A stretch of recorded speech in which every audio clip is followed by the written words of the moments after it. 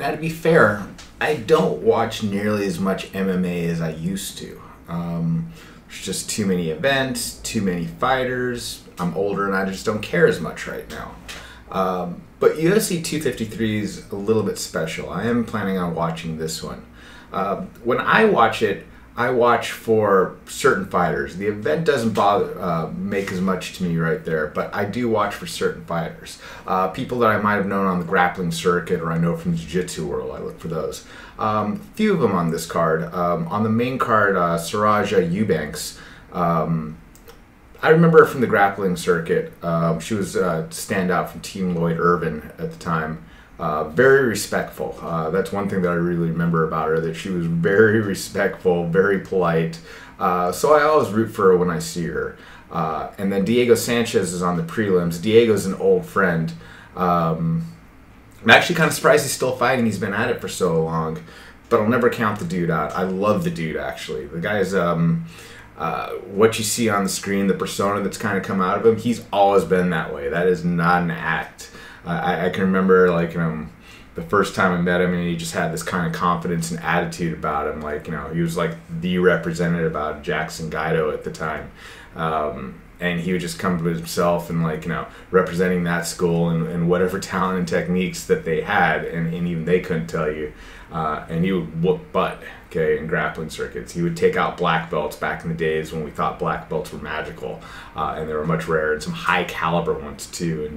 And not to say that Diego wasn't technical, but it was grit and determination.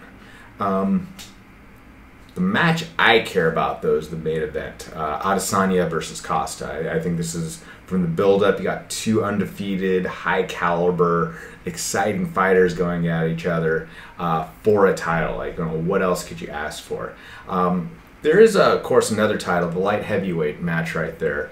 Reyes versus, man, I gotta butcher the name, Błachowicz, Polish dude. And I'll watch that because I'm going to be watching the card right there. I wouldn't have purchased the card just for that one right there. No offense to either guy. I'm sure it's going to be a good fight.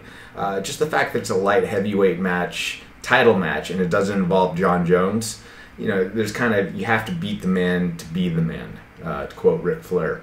And no fault of these guys is, they came out to fight. They're doing the circumstances. John Jones vacated the title. And this will be the undisputed title, I guess, but until somebody beat John Jones at light heavyweight, it's hard to get that excited about it. You want me to make a prediction? I'll go with Reyes, simply because he's the Californian, and I'm a Californian, from the match that and the grit and whatever he showed against John Jones. That was a really close match. And I've seen highlights of Błachowicz.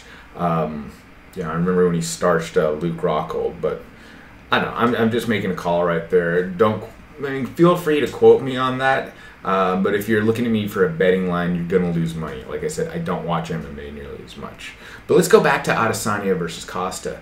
I love that matchup right there. That is one that I really want to see. And the reason why I love that matchup isn't just as the matchup right there. I'll be honest. I'm a big Adesanya fan, which might surprise you because Adesanya is primarily a striker. Well, this is MMA. I go for the exciting match. Like I said, oftentimes when I look at these things, I'm looking for the jiu-jitsu fighter and how they're doing, how they're representing jiu-jitsu. Well, everybody knows a little bit of jiu-jitsu right now. So it's up to the individual. And I think the style bender is tremendous. I think we're in the midst of witnessing greatness here. I love his attitude. I love the fact that he calls out the toughest fighters. I think, I kind of went on a binge over the last couple of days just watching Adesanya clips. He might be one of the smartest fighters in MMA, both in terms of his actual intelligence. If you listen to him speak about that, he's well versed on the history, how he can break down his fights, and not only just from a technical aspect of that, which you may or may not share when you hear that, but like kind of the emotional, intellectual processes that goes through when you watch the interviews with him, I think are interesting. So I think we're in the midst of witnessing greatness with him. And that's not to take anything away from Costa.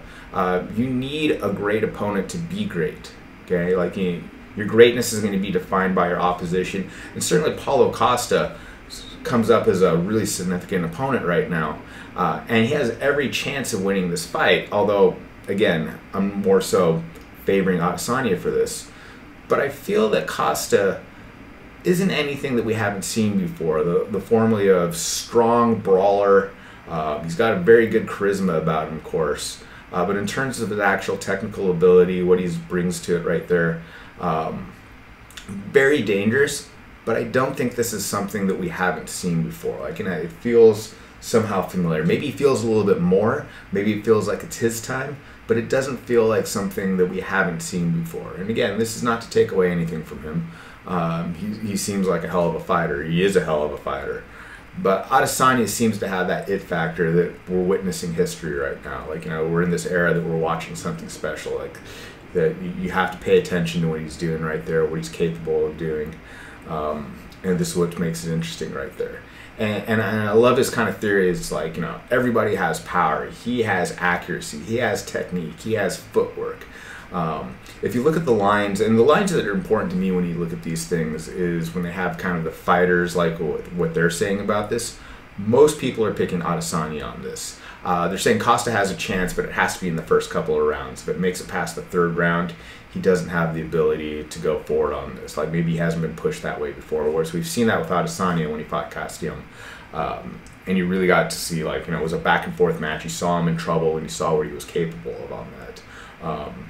That match, more than anything else, kind of elevated both guys, really. But Adesanya's greatness right there, as defined by his opponents.